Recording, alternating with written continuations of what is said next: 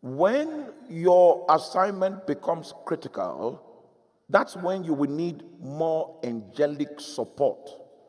And angelic support is not just in terms of spiritual warfare when you engage, it's also in form of updates in technology. As powerful as Daniel's intercession was, Daniel was so oblivious, so ignorant about the shape of the warfare that his prayer was initiated. He was praying because he knew from the books that the time of the captivity over the house of Israel was overpassed according to the prescriptions of prophecy. So he began an intercession. What's going on?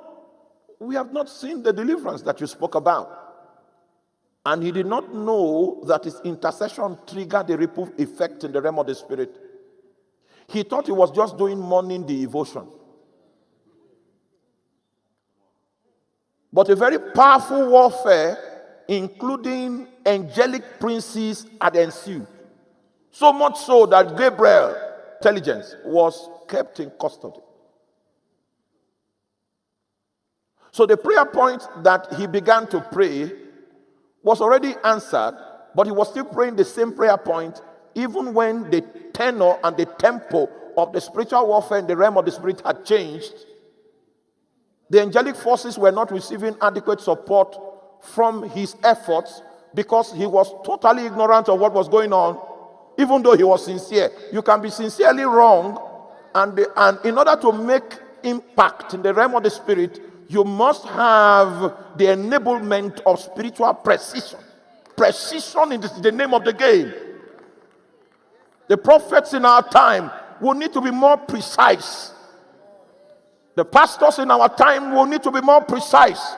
There are some times where some messages you preach will hinder the agenda of God, even though you are sincere. So many times what God does is that he dispatches angels.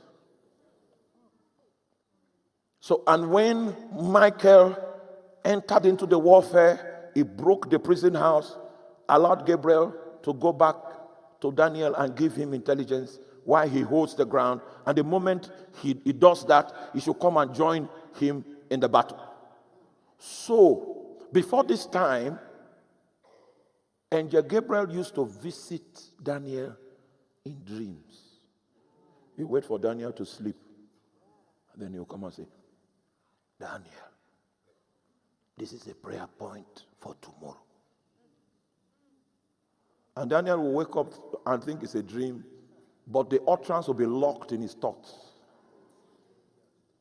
So he will begin to pray those prayer points. But because of the emergency of the situation, Gabriel could not wait physically.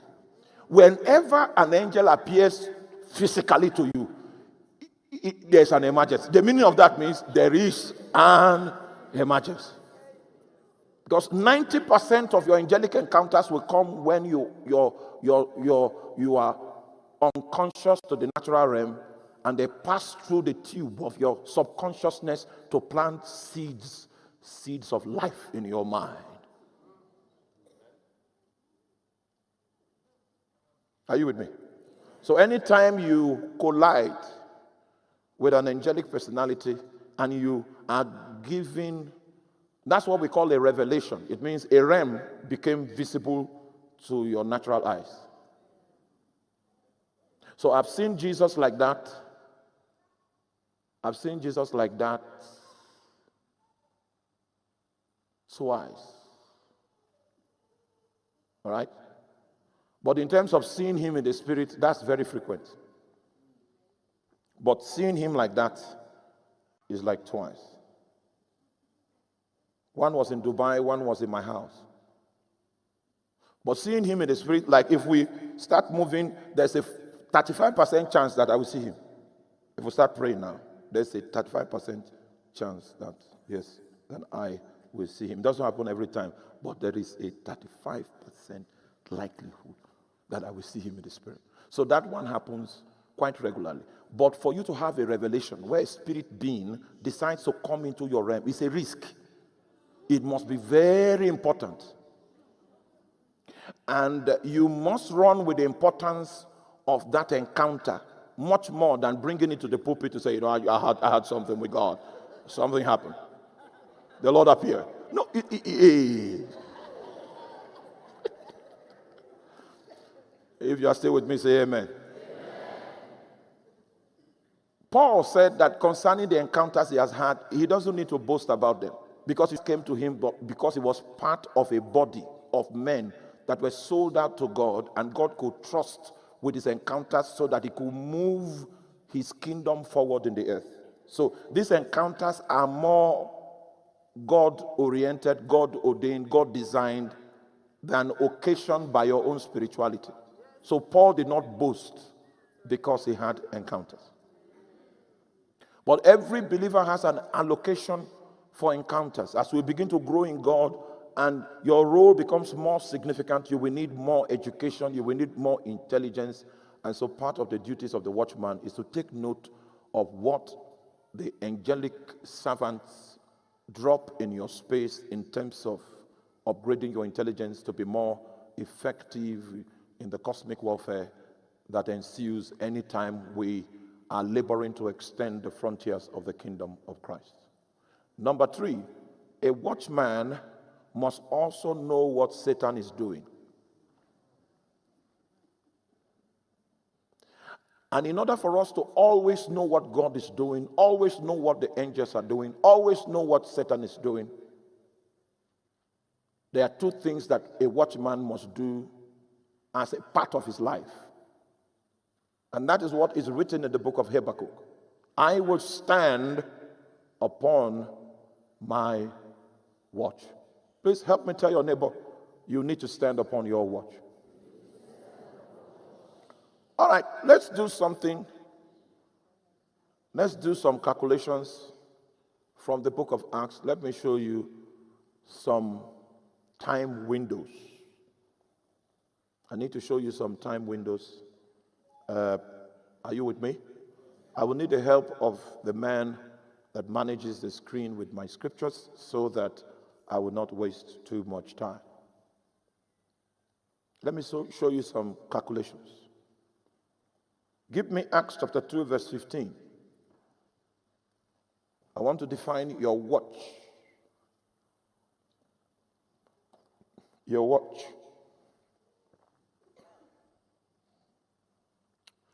And I know you are aware of the fact that, Apostle, what's the time now? 11:10. So it's 11:10 in South Africa. It's 10:10 in Nigeria. It's 9:10 in Ghana. I know you know that. I just want you to have that at the back of your mind because we are going to do some permutations. And the reason why I'm not trying to be deep. I'm just trying to explain some spiritual things using formulas that will be easy for the average person to comprehend in his mind. When you can comprehend it, it means you have understanding. A man that has understanding can now practice what he has learned. Now, the purpose of Christian teaching and discipleship is not to give information. It's to move the people into understanding. When you are moved into understanding, you can practice it yourself. And when you begin to practice it consistently, the spirit that enables it, that happens to be the Holy Ghost, will begin to enhance you in the process after some time. The reason why you can practice it yourself without aid, without supervision, is because you have understanding. As long as you don't have understanding of a certain matter, you cannot practice it. The knowledge might be glorious and you might be excited for receiving that knowledge, but it will not benefit you because it is in your head.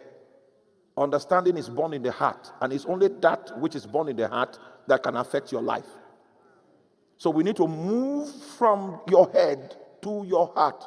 And the farthest distance is not traveling from east to west. It's a movement from your head to your heart. Please help me preach to your neighbor. If it doesn't affect your heart, it cannot change your life. So it is possible for people to be attending church every other week and there's no transformation. Because the objective of what is going on is not heart-bound. There's no transformation. People are not being raised. Intercessors are not being raised. Leaders are not being raised. People that have capacity to change society, they don't know how to change society. It's not as if they don't want to. They don't know how. The most significant role any man can ever play in this agenda of God is to be a preacher. If only you know how much power God has given you to participate in the transformation agenda of heaven for your territory, you will know that we are not doing enough. We are not doing enough. We are not doing enough. At this pace, we cannot fulfill it. At this pace, Satan will win. Have you taken time? I don't know. Me, I think, I sit down and think a lot. Have you taken time to consider, to investigate how committed a Sangoma is?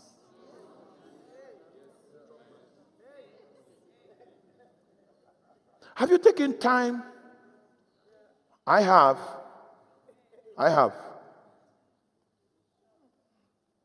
In order for you to be a witch,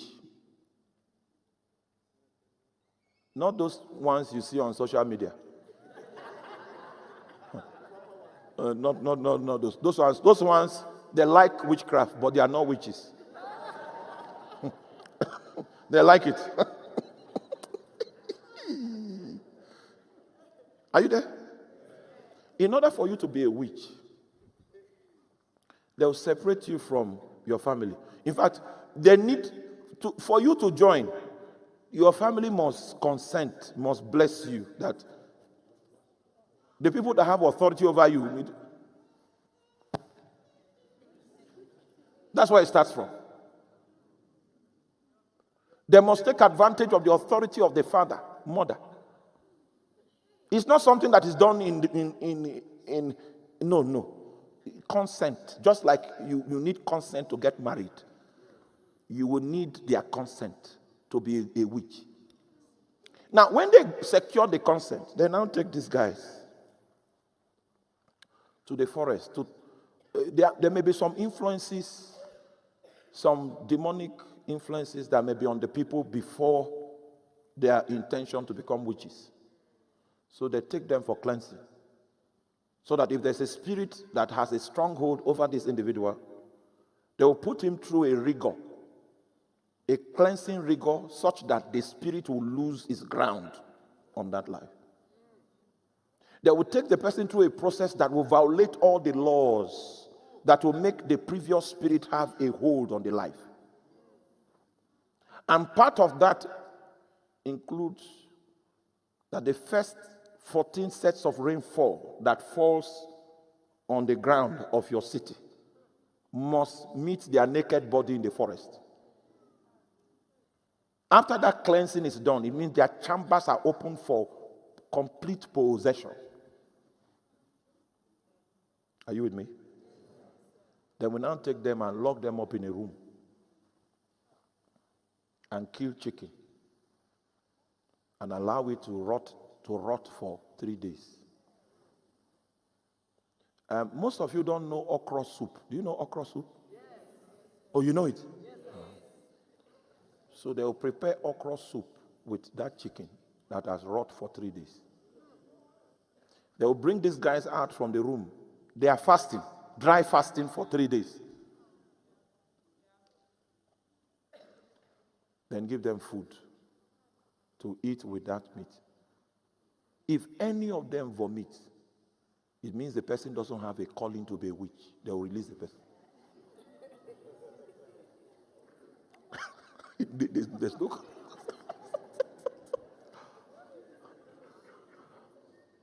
Are you here?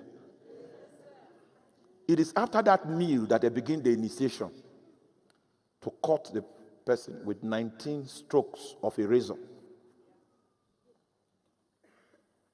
And then the ashes that come from a dead body that they burnt off, the previous priest, they use it to rub on those. That's how the spirit will enter. When that spirit enters, this person can stand here and use the eyes of any dog, snake, rabbit within a 1,000-meter radius. You can use their eyes to see. And then you think that it is these messages that we are preaching